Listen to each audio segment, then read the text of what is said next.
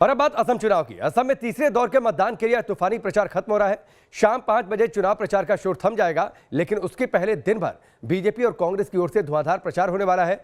BJP की ओर से गृह मंत्री अमित शाह मोर्चा संभाल रहे हैं, तो वहीं छत्तीसगढ़ के मुख्यमंत्री भूपेश बघेल ने कांग्रेस के चुनाव प्रचार की कमान संभाल रखी है।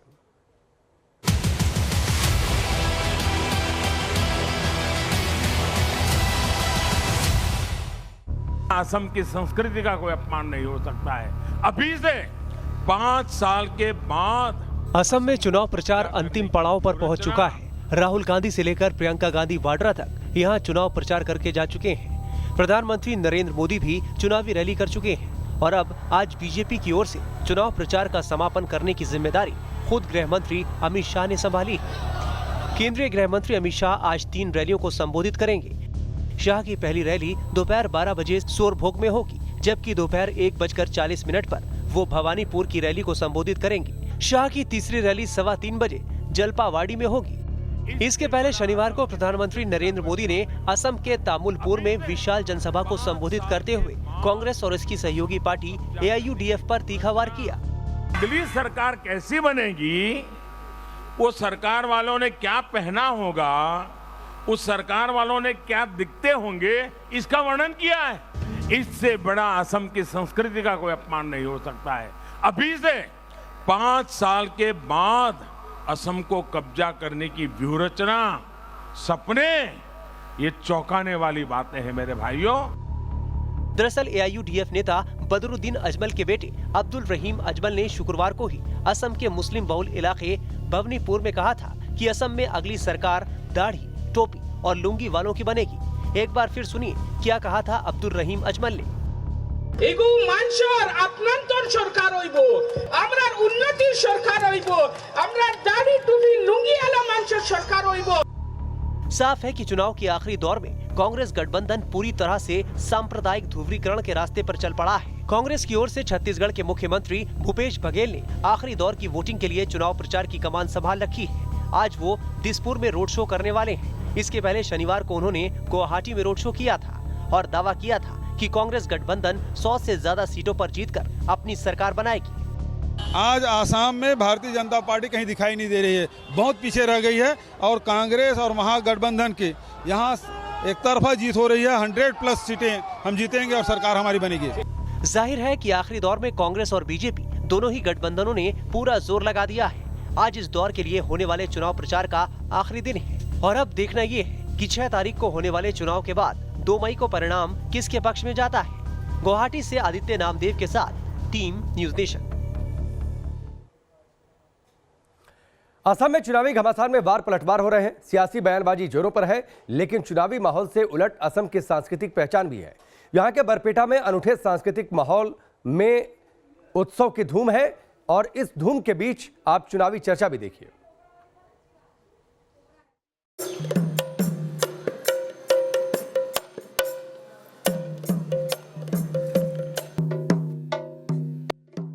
अरे इतना तो मुंह में कहता है जो काम कर लिया है, आदमी जो जानता है जो ये हमें क्या काम किया है। कांग्रेस का MLA है, वो 20 साल वो जो समष्टि का जो लोग है उसका वो कोबरा आप जानता है ना। CAA क्या यहाँ पर मुद्दा है चुनाव में? यह तो बहुत बड़ा मुद्दा है।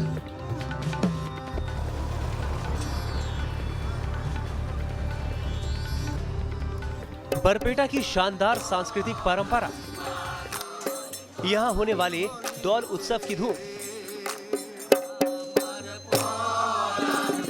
इस अनूठे सांस्कृतिक माहौल वाले बरपेटा में इन दिनों सियासी बयार बह रही है।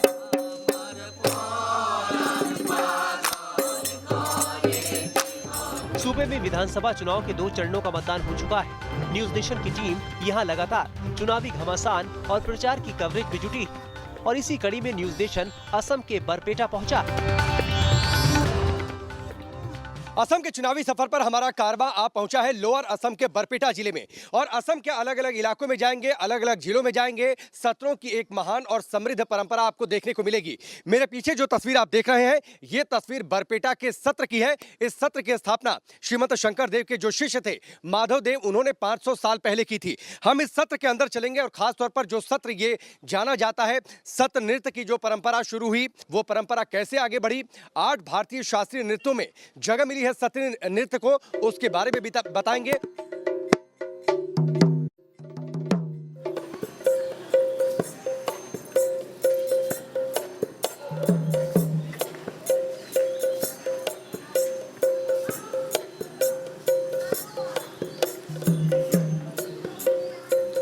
जिस तस्वीर को आपने देखा, जिस नृत्य को आपने देखा, इसे सत्रीय नृत्य कहा जाता है। श्रीमंत शंकर देव ने स्थापना की थी और जो भारतीय परंपरा में जिन 8 क्लासिकल डांसेस को स्वीकृति मिली हुई है, जिन 8 शास्त्रीय नृत्यों को स्वीकृति मिली हुई है, उनमें से एक है सत्रीय नृत्य। अब आप लोग थोड़ा सा इजी हो जाइए, क्या कहते हैं, क्या परंपरा है सत्रीय नृत्य की?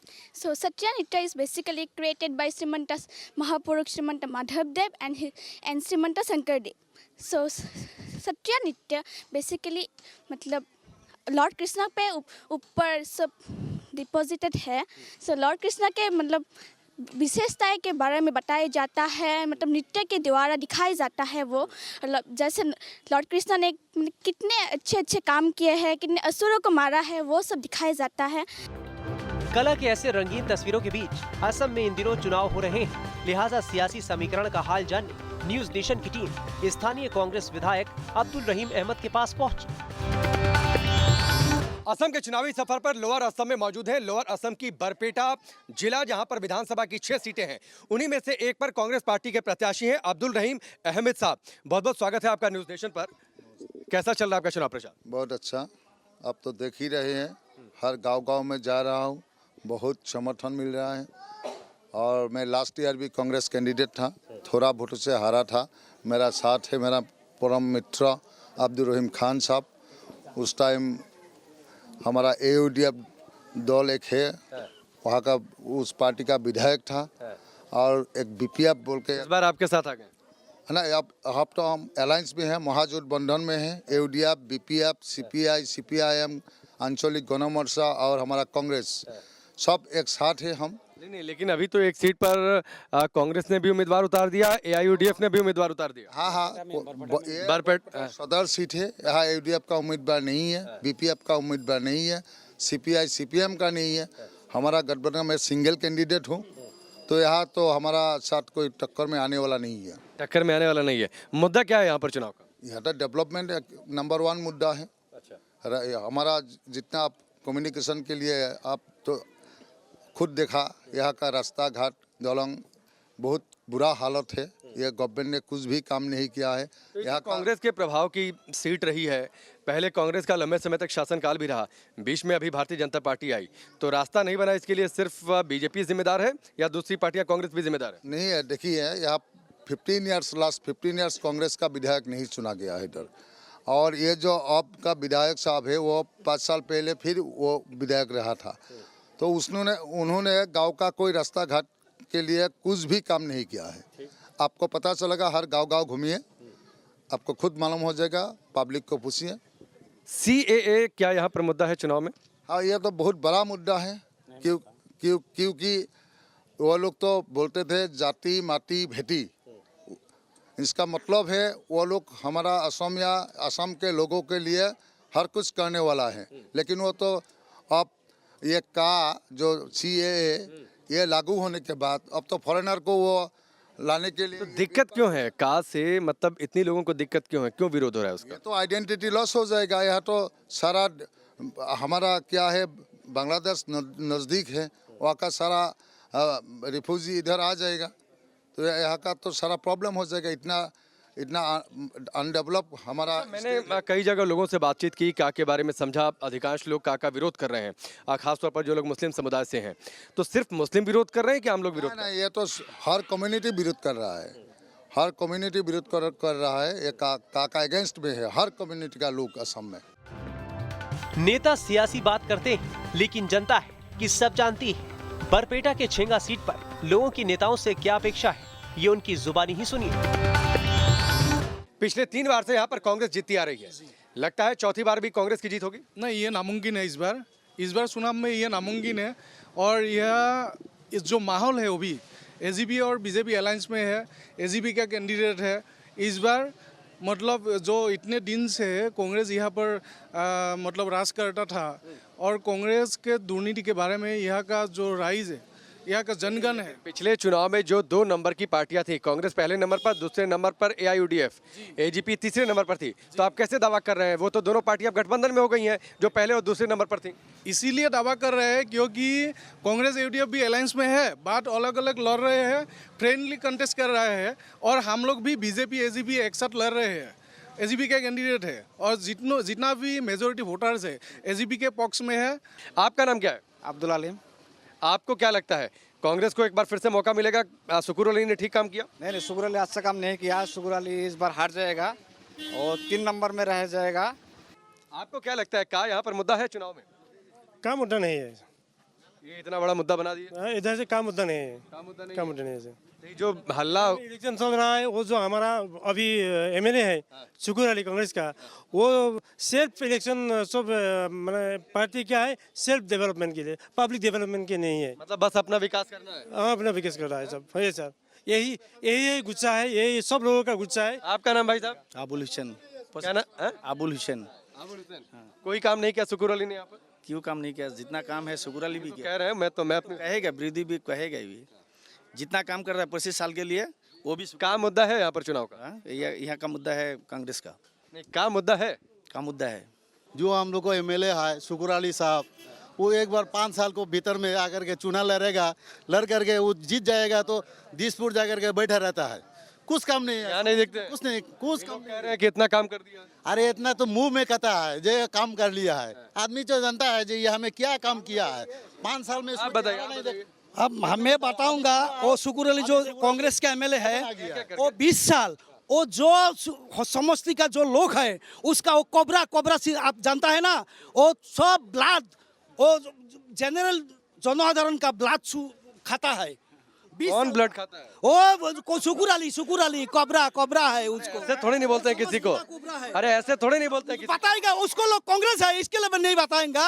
आप हर आदमी को अरे आप विरोध करिए, किसी को कोबरा थोड़ी नहीं कहेंगे। कोबरा है, कोई आदमी का कोई काम नहीं करता है। 20 साल को इस साल जॉब नॉमिनेशन 5 साल का जॉब एमएलए हुआ था, वो 5 साल में कोई आदमी समझती में नहीं देखा है। ठीक है, आप विरोध करिए, मत वोट दीजिए। कोबरा तो नहीं बोलेंगे ना भाई? कोबरा है, कोबरा तो बोलेगा। मैं क्या करेगा कोबरा बोलने से भाई? हम क्या करें? तो थोड़े नहीं कहेंगे, हम तो बस बता रहे हैं शब्द गलत है।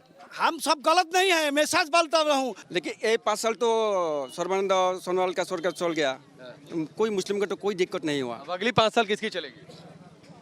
अगली 5 साल किसकी चलेगी तो ये तो अभी तक मालूम नहीं हुआ है। आप बताइए क्या लगता है इस बार परिवर्तन होगा? जरूर होगा। क्यों होगा परिवर्तन?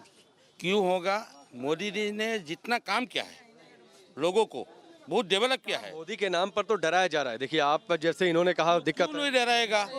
70 साल में ये शासन किया है कांग्रेस ने। 70 साल में वो लोग का धंधा है कि गरीबी रहना चाहिए, अमीर बनना चाहिए। लेकिन मोदी का ऐसा नहीं है। मोदी ने सोचा है कि गरीब अमीर होना चाहिए। जो लोअर असम में हमने बरपेटा जिले में यहाँ पर बातचीत की है, कांग्रेस के प्रभाव वाली सीट है, मुस्लिम बहुल ये इलाका रहा है और इस मुस्लिम बहुल इलाके में कांग्रेस का बड़े समय से यहाँ पर कब्जा रहा है। यहाँ पर उसके उम्मीदवार जीतते आए हैं। लेकिन क्या इस बार परिवर्तन होगा? लोग ये आरोप लगा रहे हैं कि दरअसल जो पिछले 3 टर्म से यहाँ पर शुक्र अली जी थे या फिर कांग्रेस का जो प्रभाव रहा, सीएए के नाम पर लोगों के मन में भ्रम फैलाया गया। लोग अब जागरूक हो रहे हैं, लोग अब सचेत हो रहे हैं। पिछले 5 साल बीजेपी की सरकार ठीक चली थी, एक बार फिर से बीजेपी को मौका मिलेगा और इनका दावा यह है कि लोअर असम में बीजेपी की सीटें बढ़नी तय है। अब ये 2 मई के दिन पता चलेगा कि इन दावों में कितना दम है। कैमरामैन अभिजीत के साथ राकेश पांडे, न्यूज नेशन, बरपेटा। असम में आज चुनाव प्रचार का आखिरी दिन है। प्रचार में जुटे केंद्रीय मंत्री अनुराग ठाकुर से हमारे सहयोगी मोहित राज दुबे ने खासतौर पर बातचीत की है, सुनिए। केंद्रीय वित्त राज्य मंत्री अनुराग ठाकुर असम के धुआंधार दौरे पर हैं। इनसे खास बातचीत करते हैं, समझते हैं गुवाहाटी के दौरे पे हैं। भारतीय जनता पार्टी को किस रूप में आप देखते हैं, क्योंकि आखिरी फेज की लड़ाई है। देखिए, यहाँ के लोगों ने कांग्रेस के राज में बम, बंदूक, ब्लॉकेट, इसको देखा है। असम को पीछे जाते हुए देखा है। देश के प्रधानमंत्री यहाँ से आते थे, सांसद थे, 10 साल में मुश्किल से 10 बार आए होंगे। राज्य को मात्र 80,000 करोड़ दिया होगा, लेकिन जैसे ही नरेंद्र मोदी जी की सरकार आई, 1,60,000 करोड़ रुपया हमने असम राज्य को दिया। बम, बंदूक, ब्लॉकेट से मुक्ति भारतीय जनता पार्टी ने दिलाई। आतंकवाद की कोई घटना नहीं होने दी। हमने न्याय, शांति, विकास ये असम को दिया है। और लोग अब वापस एक बार फिर भारतीय जनता पार्टी और गठबंधन दलों की एनडीए की सरकार चाहते हैं। विकास देखना चाहते हैं, डबल इंजन की सरकार देखना चाहते हैं। और ये भी देखना चाहते हैं कि असम किस तरह से यहाँ पर ज़्यादा रोजगार उत्पन्न कर सके, ज़्यादा अच्छी सुविधाएं दे सके, और जो हमने 5 वर्षों में कार्य किया है उसको और गति देने का काम अगले 5 वर्षों में किया। कांग्रेस लगातार ये दावा कर रही है, प्रियंका गांधी, राहुल गांधी, भूपेश बघेल जैसे तमाम बड़े नेता ये दावा कर रहे हैं कि उनकी सरकार बनने जा रही है और 100 से ज़्यादा सीटें वो जीतने जा रहे हैं। अगर कांग्रेस के पास नेता होता तो ये हालत ना होती। राहुल गांधी नेता नहीं है? राहुल गांधी जी तो अजमल जी को नेता मानते हैं। वो तो असम की पहचान अजमल जी को बताते हैं। तो घुसपैठियों की पीठ पर चढ़कर जो सत्ता में आना चाहते हैं, उनके मंसूबे कभी पूरे असम की जनता नहीं होने देगी। ना घुसपैठ चाहती है, ना आतंकवाद चाहती है, और ना ऐसे लोगों को चाहती है जो तुष्टीकरण की राजनीति करते हों। लेकिन अनुराग जी, अजमल को तो आप नेता नहीं मानते हैं, वो तो लोकसभा सांसद भी हैं। मैंने कहा सांसद होना अलग बात है, लेकिन असम की पहचान किसी को बता देना ये अपने आप में दिखाता है कि एक और स्वर्गीय तरुण गोगोई जी कहते थे कौन है अजमल, और दूसरी ओर राहुल गांधी जी और गौरव गोगोई जी उनको ही नेता मानते हैं। लेकिन बदरुद्दीन अजमल को लेकर कांग्रेस से साफ कर चुकी है कि वो मुख्यमंत्री नहीं बनने वाले हैं। आज मैंने सलमान खुर्शीद से बातचीत की, उनका कहना था कि कांग्रेस का ही मुख्यमंत्री होगा। भारतीय जनता पार्टी क्यों करी कि अजमल मुख्यमंत्री बनने जा रहे हैं? देखिए, उनके पार्टी के नेता बार बार कहते हैं टोपी, दाढ़ी, लुंगी की सरकार होगी। अब ये राहुल गांधी तय कर लें कि टोपी, दाढ़ी, लुंगी की सरकार असम में चाहिए तो अजमल जी के साथ जा सकते हैं। वक्त है ब्रेक का।